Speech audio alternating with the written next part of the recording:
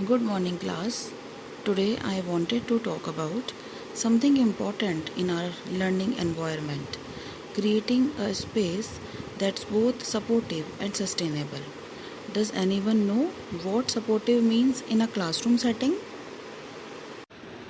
Ma'am, does it mean a place where we feel comfortable asking questions and making mistakes? Exactly, Saurabh. We want to feel safe to learn and grow without fear of judgment. Now, what about sustainable? Anyone? Is it about being eco-friendly, ma'am? Like saving resources and stuff? Great point, Shrishti. Sustainability applies to both the environment and our learning. How can we make our classroom more supportive for everyone while being mindful to the environment?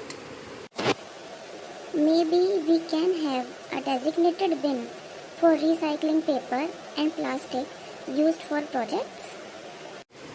Fantastic idea, Rashi. Recycling is a great way to be sustainable.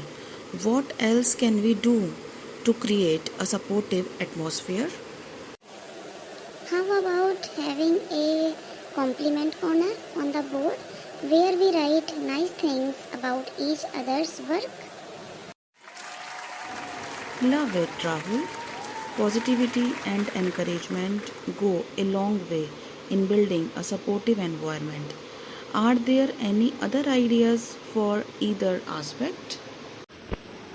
Maybe we can have a question box anonymously so people who are shy can ask questions without feeling embarrassed.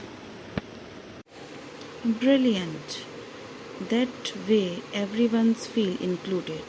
And for sustainability, how about using natural light as much as possible when the weather allows?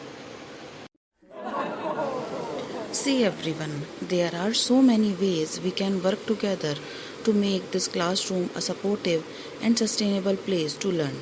We can create a chart with all these ideas and see how we can implement them. This will be our classroom project.